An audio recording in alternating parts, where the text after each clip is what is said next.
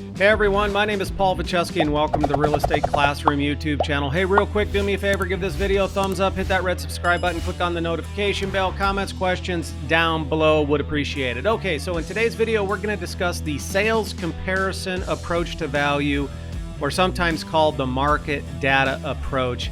It's the first type of appraisal that we are going to discuss. I'm going to do two more.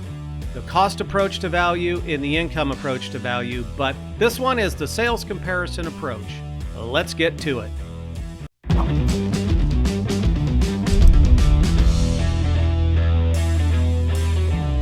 So in this video, we're going to discuss a type of appraisal called the sales comparison approach, or sometimes called the market data approach.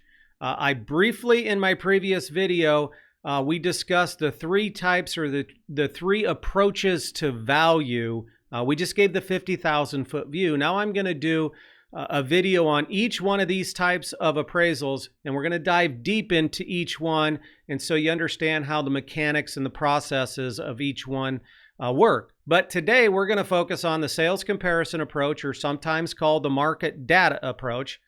And remember that this type of approach to value is used for, we have the subject property that we're trying to determine the value on. We don't know what the value is, and we're going to use comparables, similar properties that have sold in the last, let's say 3 to 6 months that are similar in utility that we're going to use to determine the value. Now, just to refresh your memory here, we typically use these types of appraisals for residential type property and vacant land with no improvements on them. Again, we compare our subject property. That's the property that's getting the appraisal. That's the property we're trying to determine what the value is. And we use comparables. So we're determining the value by comparison is essentially what we're doing. Now understand, homes that are currently for sale, or even those that are under contract, typically the appraiser will not use as part of the value processing. All right, number three, or the next one is we use a minimum of 3 comparables to determine the value. And then understand the appraiser is going to search the immediate area where the subject property is located to find those comparables. And then we extend the search area as we need more and more comparables. All right. And then the last two things on your screen here, just remember, adjustments are made to the comparable properties to adjust for the differences between the properties, and you add to the lesser property and subtract from the better property. We're going to talk, I'm going to illustrate that in the next couple of slides. So let's get to that.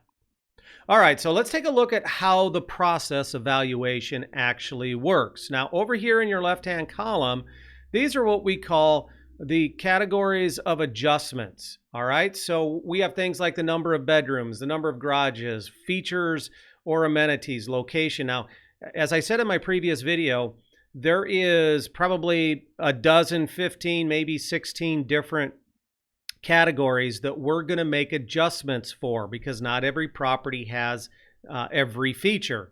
So as you can see along the top here, we have our subject property, which is 123 Main Street.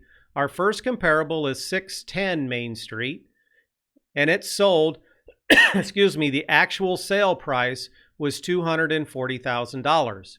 We have comparable number 2, and that's at 10 Bend Street, and it sold for $260,000. And then we have comparable number 3, 1415 Y Street, and it sold for $275,000. Now understand, these are actual sale prices. These are 3 comparables that have recently sold, probably within the last 6 months, and those were the actual sale prices. And so what we're going to do is we run down these different amenities here, and we start determining which property has these features and which one doesn't. We're going to make adjustments to these sale prices.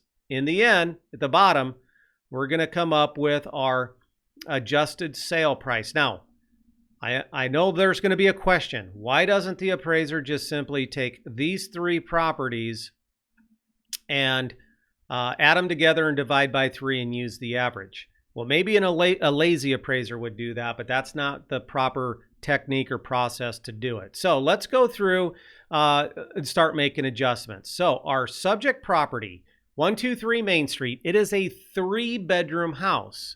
Now let's look at the comparables. Comparable number 1 has a 3-bedroom house as well. So there's going to be no adjustment for that because they're similar.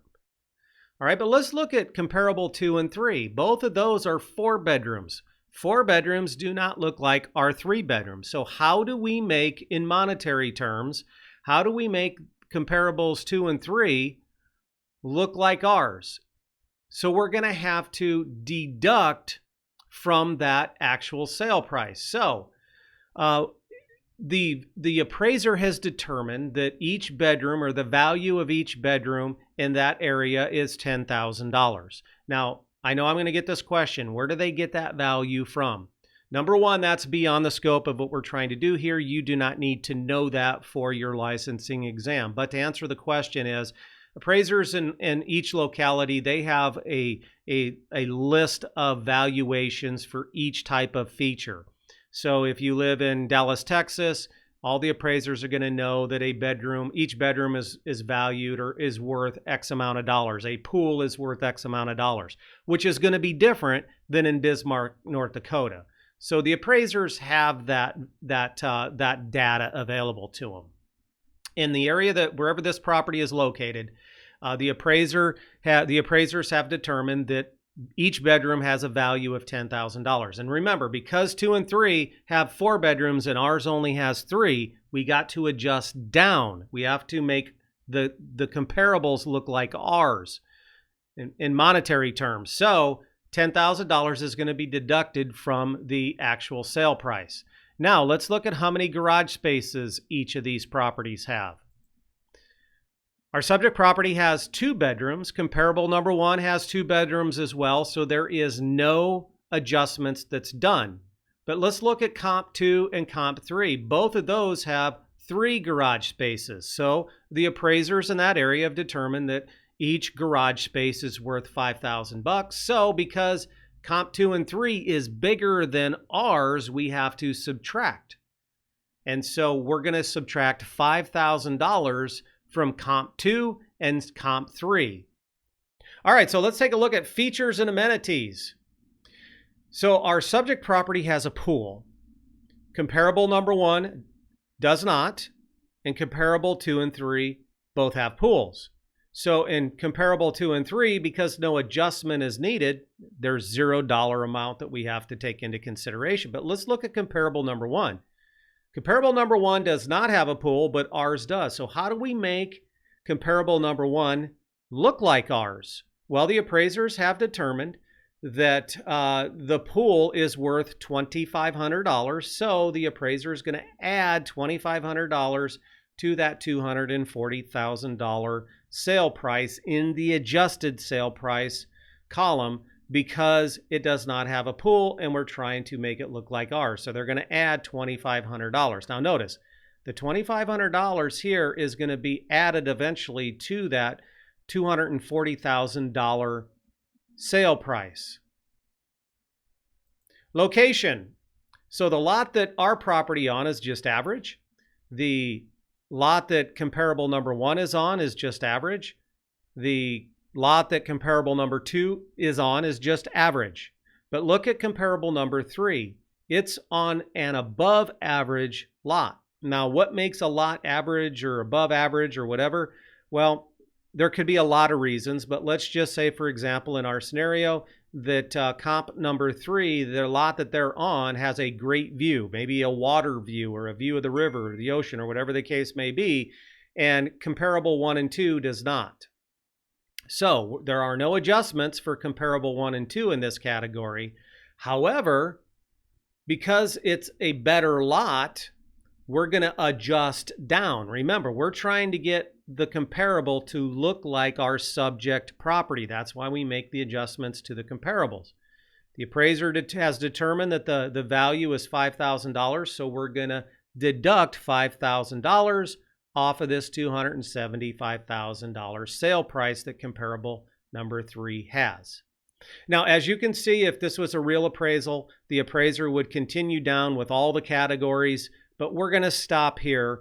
I think I've illustrated it enough so you understand how the process works. So one of the final things that's going to happen is we have all the adjustments made to comp number 1. We've made all the adjustments to comp number 2, and we've made all the adjustments to comparable number 3. Now we're going to add them up.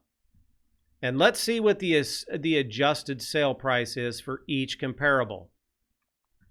So let's look at comparable number 1. It had an actual sale price 6 months ago, whatever it may be, of $240,000. Then we ended up having to add $2,500 because it does not have a pool. So we want to try to make comparable number 1 look like our property, the subject property. So the adjusted sale price for comparable number 1 is $242,500. Let's look at comparable number 2. It started out with a sales price, an actual sales price of $260,000. We had to minus $10,000 for that extra bedroom. Remember, I'm killing a dead horse here, but I want you to understand this. How do we make comparable number 2, which is a 4-bedroom, look like our subject property, which is a 3-bedroom? The only way to do that is adjust the value. So we're going to deduct that $10,000. We've deducted $5,000 for the extra garage space. That gives this property, comparable number 2, an adjusted sale price of $245,000.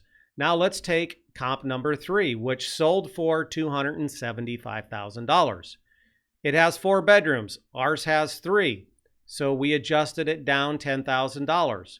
It has a 3-car garage. The subject property only has a 2-car garage. So the appraiser adjusted it down $5,000 for that category. And it's on an above average lot. Ours is just, or the subject property is just average. So the appraiser adjusted it down another $5,000, which gave us an adjusted sale price of $255,000. All right, so where do we go from here? Again, do we just add those 3 together and divide it by 3? Well, no, that's not the correct way to do it. What the appraiser is going to do to determine the value, because the next question is, all right, we've done our adjustments and our calculations. What is the value? What's the appraised value of our subject property that we're trying to determine the value on? So what the appraiser should do is find out which comparable is most similar to ours. Typically, that's done by which comparable has the least adjustments for the features. And in our case, I think comparable number 1 does. It only has 1 adjustment, and that is for the pool, and that's it. So the appraiser, in my opinion, is going to probably determine the value or make a valuation for the subject property somewhere between $242,500 and $245,000. It's unlikely that they're going to use comparable number 3, or at least value it up around the range of comparable number 3, because again, we're trying to find out which comparable or which comparables are the most like our subject property. And that's what appraisers do. And remember, it is an opinion of value. It's a professional opinion of value. And so I may come up with, as an appraiser, I may come up with a valuation, or I may determine the valuation of the subject property is $242,500.